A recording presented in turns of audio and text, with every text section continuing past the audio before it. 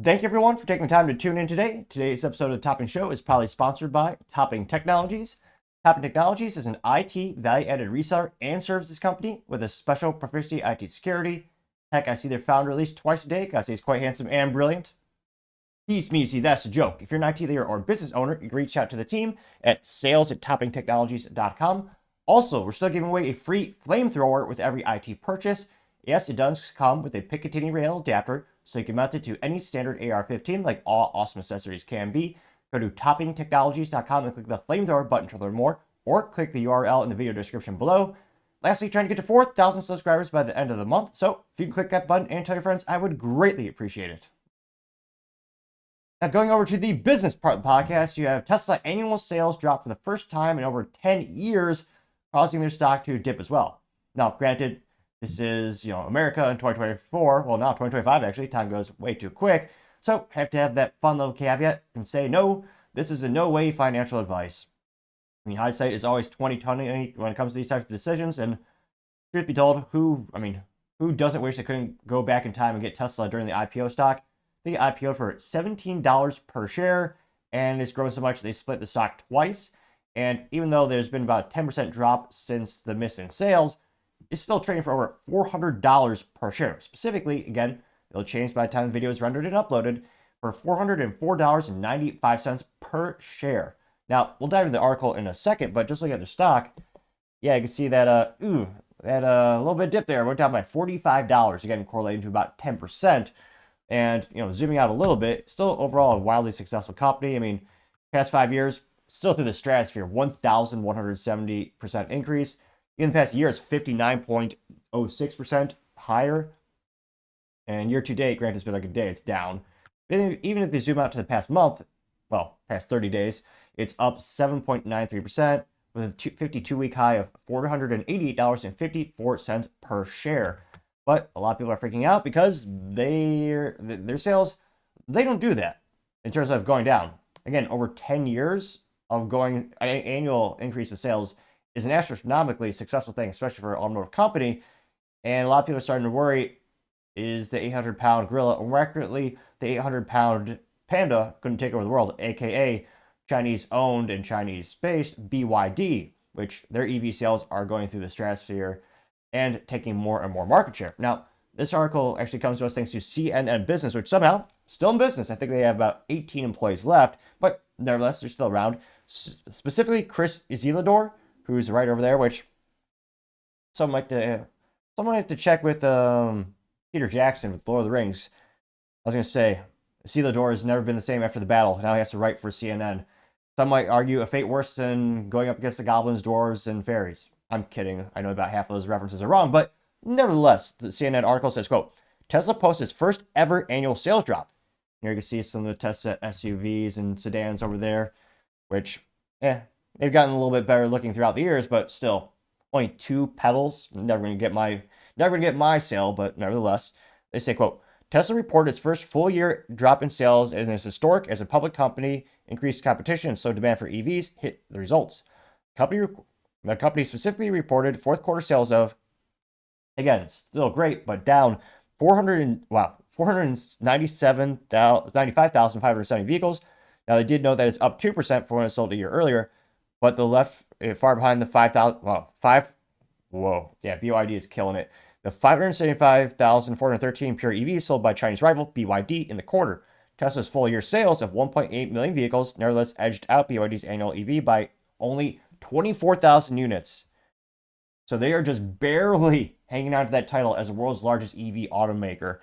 And yeah, with BYD being able to cut them on price, and let's be honest, China, you can debate if they invented ripping off technology but nevertheless, I think they perfected it because, yeah, they're the one country that really doesn't respect any patent laws or any intellectual property for that matter.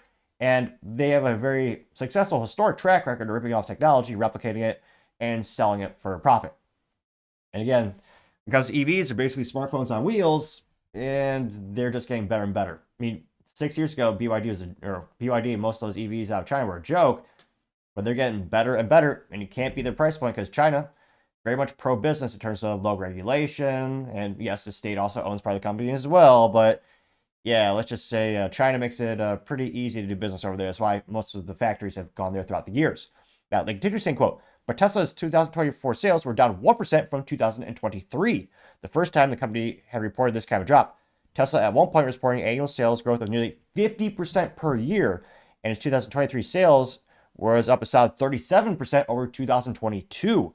So even the narrow decline represents a significant slowdown, which, yep, it is.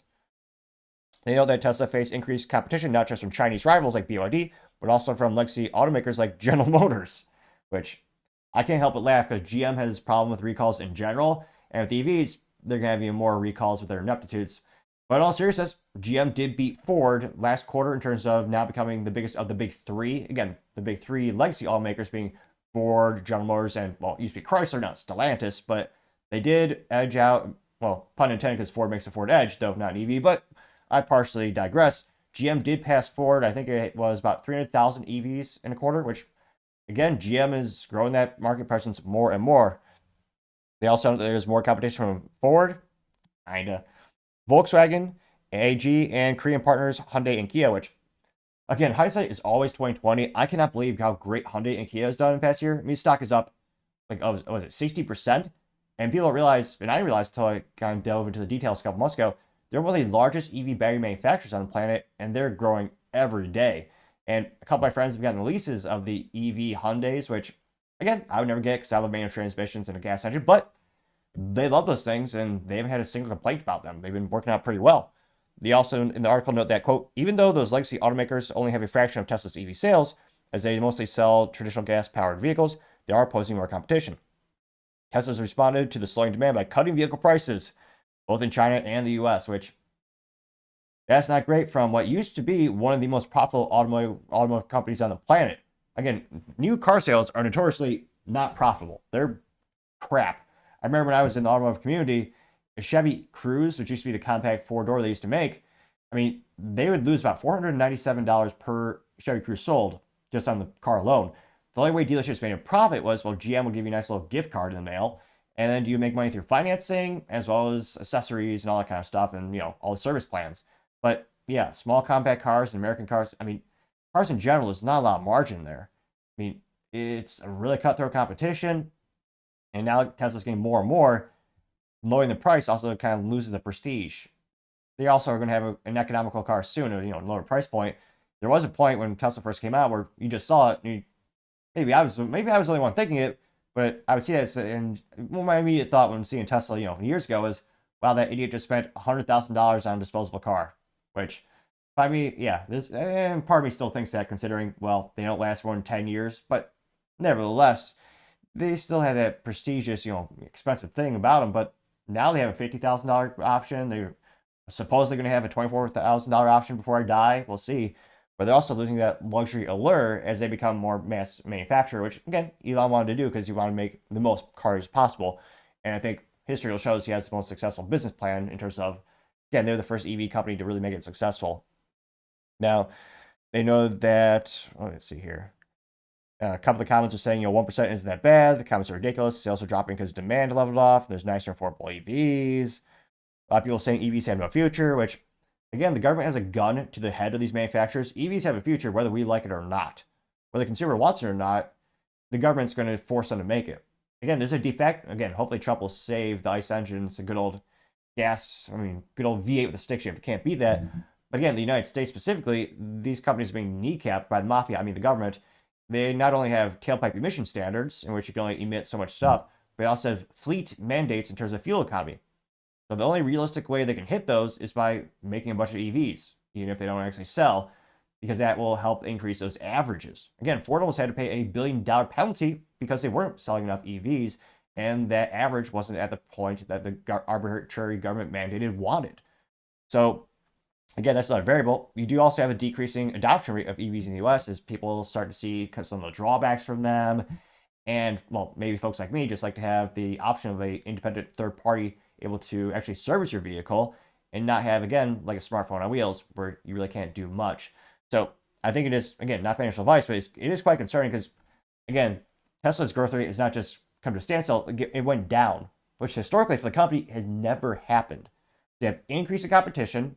if people are realizing maybe the hype isn't there, and let's be honest, it's a luxury product no one really needs. So again, the economy should be getting better this year. I mean, I'm hoping it does. So people have more money to buy toys and boost the economy, all that kind of stuff.